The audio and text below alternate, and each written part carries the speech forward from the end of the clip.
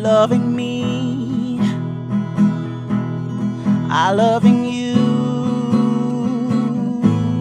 Mothers and fathers, husbands and wives. Would you say you're living authentically? What does that mean? Welcome to Making It Last podcast, where it's all about helping us to have better relationships, not just with ourselves, but other people. And we're speaking with a life transition coach, Ellen Rothstein, and we're going to be talking about why it is important to live authentically. Welcome, Ellen. Thank you. Thank you for having me. Before we even get into the conversation, what does it mean to live authentically? So we set a context for the conversation. What does that mean? Living authentically, as I define it, other people may differ somewhat in their interpretation, but for me, it's being true to your inner self. Who are you? To live authentically, you have to have some idea of what that means. And what that means can change over time, different phases in your life, different eras that you go through. But regardless, it's really listening to yourself and understanding what is important to you, because that is your guiding light, so to speak, in the decisions you make, in the way you choose to live your life. So authentic really means being true to yourself. Isn't that being selfish? Not necessarily. How so? Selfish is when you're focusing on yourself at the expense of those around you. Listening to yourself does not mean necessarily that you are doing anything to take anything away from someone else. So if you are putting yourself out there, one of the ways in which you might be doing that is compassionate. It might be empathetic, sympathetic. It doesn't cancel out being able to take into account other people's needs.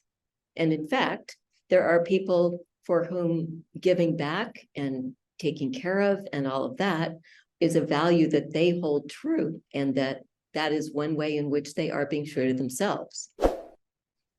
Do you think you're living authentically? And if so, how? Ooh, that's a tough one. Yes, in a lot of ways I do. And I'd say it's taken me a long time to get to this point. For the first time ever, I feel like I've integrated a lot of things I care about in my professional life, my family life, my friends, relationships. But I have been working at it for quite some time. So in that sense, I do believe I'm living authentically. Give me an example that you're comfortable sharing. Okay. Back in the day, before I became a life transition coach, I'd been working in advertising and digital media and tech companies. Okay. And I found there was a big disconnect between the person I was there and the person I was at home. At home, I was raising 2 sons, married, felt like I was in charge, felt like what I said was listened to, was heard. You're the boss. Exactly. I was the boss. And I'd get to work and my voice would get quiet.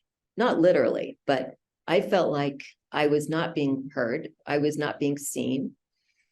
And I was constantly trying to decide how much was I not putting myself out there versus how much was the environment. The environment wasn't going to change. The only thing that could change is how I put myself out there, how I showed up. And so I worked with a life coach at that time to help me better integrate the person I was at home with the person I was in the world. And I found if I paid attention to the moments and noticed when I felt like I wasn't getting where the responses I wanted, then I had to step back and say, okay, what could I have done differently? How can I learn from this? And how can I put myself in situations that will showcase me better? And for example, we had all hands meetings, and I was asked by the CEO to give an update on a project, and I was terrified. And I thought, okay, you're going to nail this. So you're going to do all the prep, and you're going to get comfortable, and you're going to fake it till you make it. And I did. And I did it a number of times. And I was so proud of myself because I felt like I got myself to show up. And therefore, I felt like I had more successfully integrated that in charge person with the person that I usually felt like I was at work. The whole idea of living authentically sometimes would have people feel as if it means that they need to be selfish, but that's not what it's about. We're going to continue the conversation and you'll find out just why I said that right after we get a word from our partners.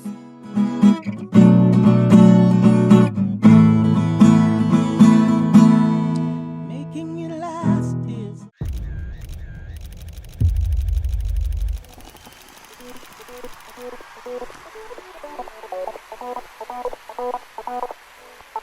Photography is an art, but more so, photography must come from the heart. Precious moments, priceless times. Take a pic and know it will turn out fine. BMC Photography JA. Beautiful moments captured. Let's go. Langdo Language Institute was created to meet your language and communication needs. All of our packages were created just for you. We are passionate about language and dedicated to your success. We offer the CSEC English program, the Study Buddy program, the Get Ahead with English program, and the Business Communication program.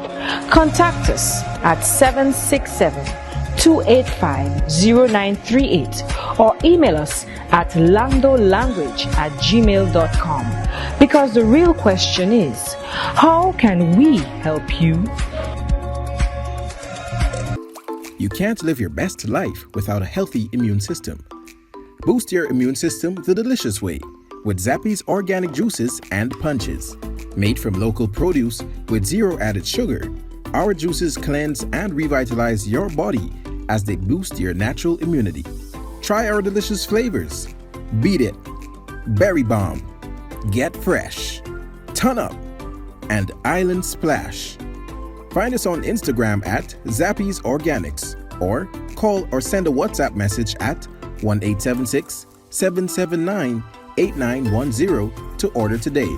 That's 1-876-779-8910. Zappy's Organic Juices and Punches. Live your best life today.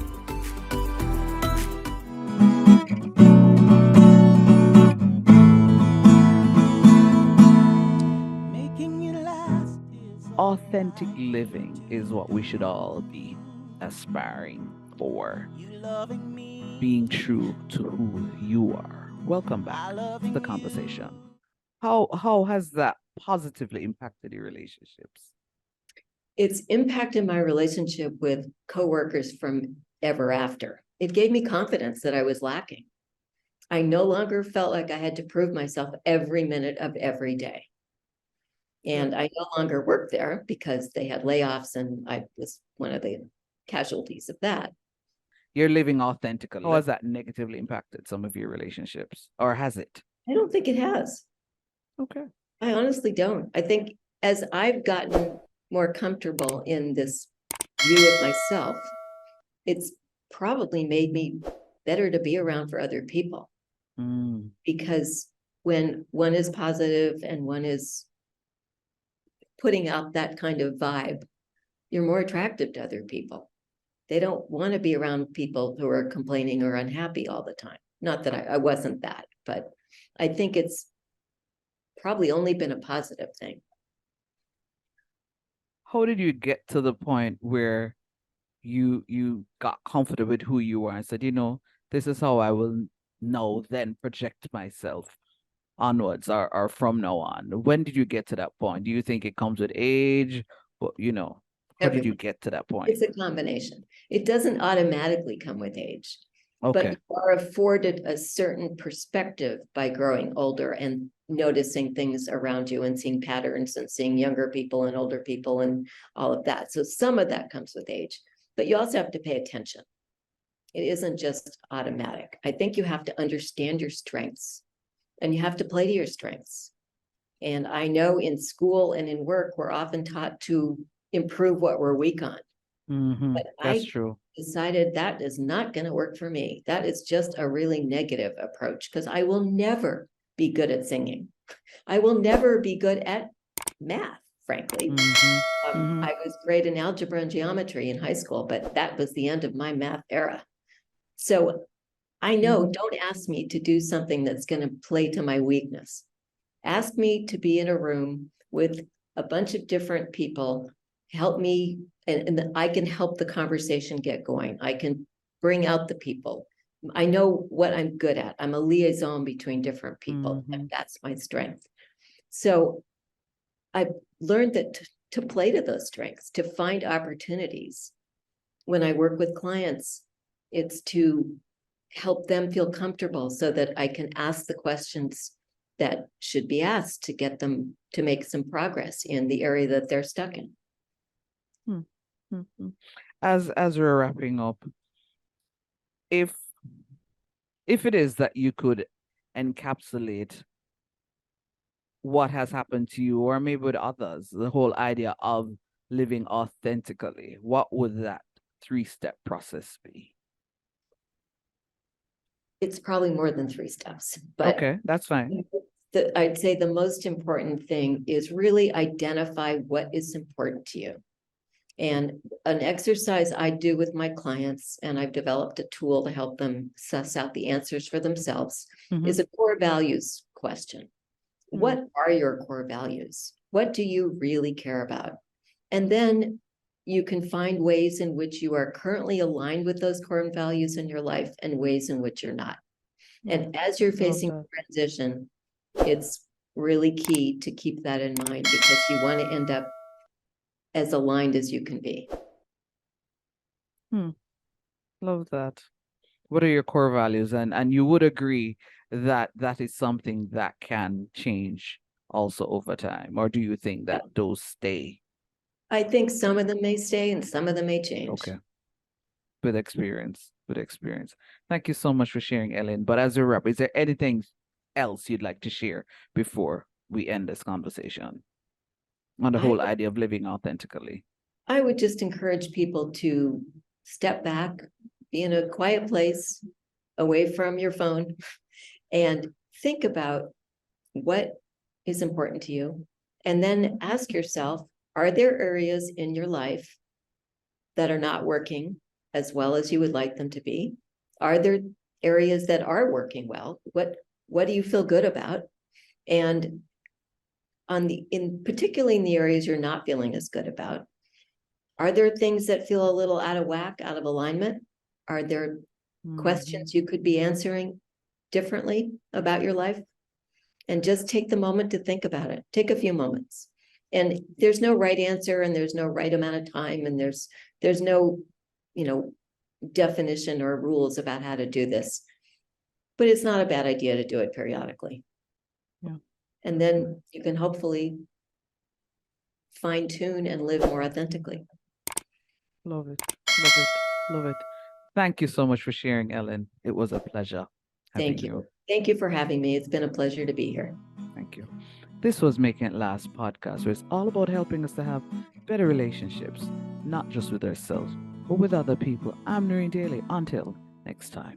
Last is all I care to do. You loving me,